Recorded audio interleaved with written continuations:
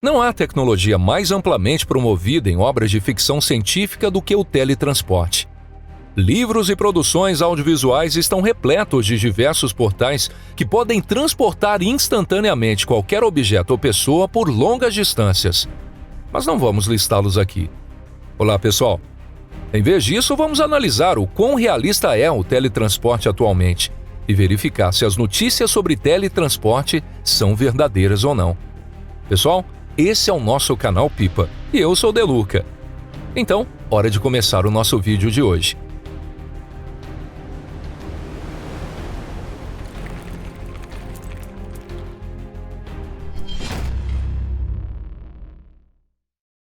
Nomes podem ser enganosos. Primeiro vamos pensar sobre o que devemos considerar como teletransporte. Em geral, na cultura popular, teletransporte refere-se à movimentação instantânea de um objeto de um ponto a outro. Nesse momento, mesmo em uma velocidade extremamente alta, não haverá qualquer movimento. O objeto simplesmente desaparece de um local e aparece em outro. Além disso, opcionalmente pode haver efeitos visuais, como a necessidade de entrar em um portal para realizar o teletransporte. Bem, no mundo da ciência, existe um fenômeno conhecido como teletransporte quântico. No entanto, o teletransporte quântico transmite o estado das partículas, não a matéria, para locais distantes. Vamos explicar isso em termos simples. Vocês provavelmente já ouviram falar sobre emaranhamento quântico. Em um par de partículas emaranhadas, quando uma partícula muda, a outra partícula também muda, exatamente da mesma maneira. Algumas pessoas erroneamente acreditam que o emaranhamento quântico pode transmitir informações mais rápido que a luz. Mas na realidade o que acontece é mais ou menos o seguinte. Segundo o princípio da incerteza de Heisenberg, é possível determinar com precisão o estado de uma partícula quântica. Sim, se você alterar esse estado, o estado da outra partícula também mudará. No entanto, a pessoa que possui a outra partícula não sabe qual era o estado original, então não pode determinar exatamente como o estado mudou. Para saber isso, é necessário enviar informações sobre as alterações feitas por meio de um canal adicional, ou seja, através de meios de comunicação clássicos comuns, como uma mensagem ou um telefonema. Podemos visualizar isso de forma ainda mais simples. Por exemplo, imagine que você tem um par de sapatos. Coloque o sapato direito e o esquerdo em caixas diferentes. Entregue cada caixa a pessoas diferentes e envie-as para lugares diferentes no planeta, digamos, uma para Pequim e outra para Buenos Aires ou qualquer outro lugar. Essas pessoas não sabem qual sapato está em suas caixas. Em outras palavras, os sapatos estão em um estado de sobreposição quântica. Porém, quando uma das pessoas abre sua caixa, pode verificar qual sapato possui e, consequentemente, qual sapato a outra pessoa tem. Ou seja, se uma pessoa tem o sapato direito, a outra necessariamente tem o esquerdo. Será que houve uma transmissão de informação mais rápida que a velocidade da luz? E isso poderia ser usado como meio de comunicação? E aí, o que você acha? Resumindo, nem tudo que é chamado de teletransporte é necessariamente isso. De acordo com as leis da teoria da relatividade, é impossível mover objetos ou transmitir informações em velocidades maiores que a velocidade da luz. Contornar essa lei não é algo simples. Infelizmente, a maioria dos relatos sobre casos confirmados de teletransporte no reino animal, vegetal e na área tecnológica são falsos. Por exemplo, é o caso da formiga-rainha que se teletransporta e o chamado Experimento Filadélfia. O navio e a formiga. As primeiras informações sobre o Experimento Filadélfia surgiram a partir de um indivíduo chamado Carlos Miguel Allende. Em uma carta endereçada a um pesquisador de OVNIs, ele alegou que em 1943 foram realizados experimentos com campos magnéticos no destroyer USS Aldrich.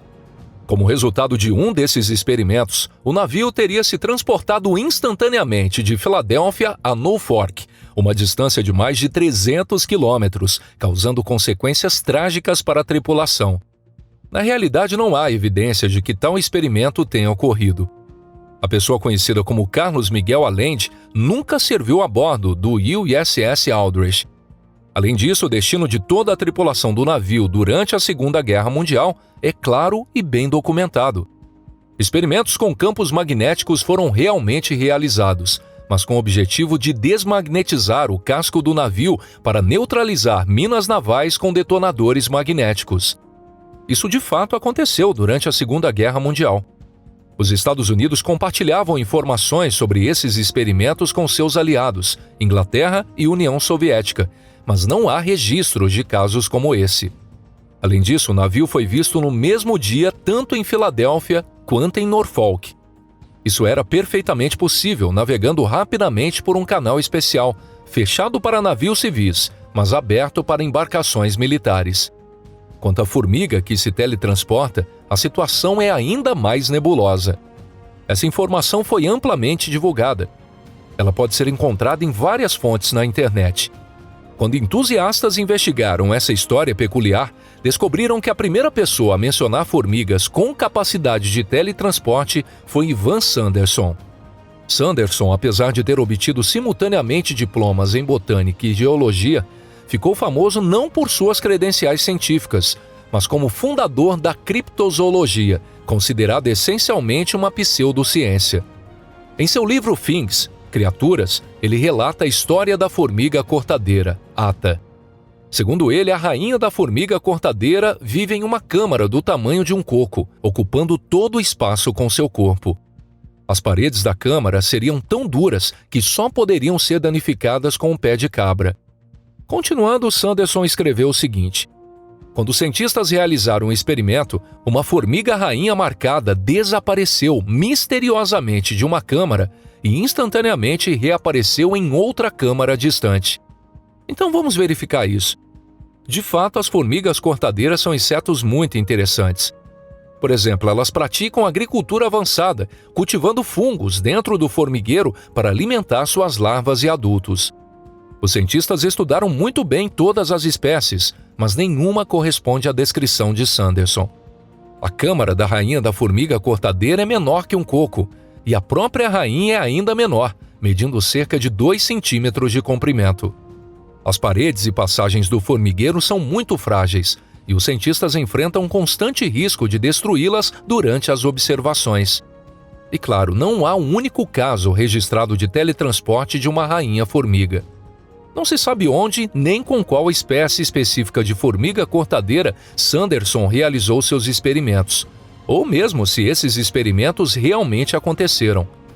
Em outras palavras, assim como o experimento Filadélfia, estamos provavelmente diante de uma informação falsa que foi disseminada e sobreviveu por muito tempo. Além do horizonte do espaço-tempo. A única possibilidade teoricamente viável para teletransporte realista é provavelmente através de buracos de minhoca. Esses são túneis virtuais no espaço que conectam pontos distantes através de um caminho curto. Como já abordamos vários tipos de buracos de minhoca nesse canal, dessa vez vamos apenas revisar o conteúdo de forma bem breve. Uma explicação clássica sobre buracos de minhoca pode ser vista no filme Interestelar. Agora imagine uma folha de papel. Nela estão desenhados 2 pontos, A e B. Na geometria clássica que aprendemos na escola, a geometria euclidiana nos ensina que a menor distância entre 2 pontos é a linha reta AB. No entanto, existem outras opções. Podemos dobrar o papel de modo que os pontos A e B fiquem em faces diferentes, e então furar com uma agulha no ponto A e sair no ponto B. Isso é um buraco de minhoca. Segundo esse trajeto visto de fora, usar este caminho pareceria teletransporte. Então, quão viável isso é com o nosso nível tecnológico atual? Do ponto de vista da física, ou pelo menos da física que conhecemos hoje, podemos dizer que teoricamente é possível. Há um grande debate a respeito da possibilidade de esses buracos de minhoca serem transponíveis em ambas as direções, mas muitos cientistas acreditam que sim. Em um caso extremo, se for possível evitar que um buraco de minhoca triture a matéria ao atravessá-lo ou que colapse naturalmente, poderíamos manter não apenas um, mas 2 pares de buracos de minhoca, um para a ida e outro para a volta. No entanto, existe o problema de que os buracos de minhoca podem ser destruídos por uma série de efeitos quânticos complexos. Para evitar isso, seria necessário uma matéria especial com densidade negativa, chamada matéria exótica. A matéria exótica precisaria preencher completamente o buraco de minhoca. Até agora, os cientistas não conseguiram provar a existência da matéria exótica, muito menos sintetizá-la, mas as pesquisas nessa direção continuam. No futuro pode ser possível criar buracos de minhoca estáveis e transponíveis em ambas as direções. E isso pode se tornar o único método prático de teletransporte, ou pelo menos algo próximo disso. Então, vamos ficar atentos às próximas notícias. É importante não cair em manchetes sensacionalistas ou notícias falsas. A ciência real é muito mais interessante. E se você gostou desse vídeo, deixe o seu like e compartilhe em suas redes sociais. Nós contamos com você para o crescimento desse canal.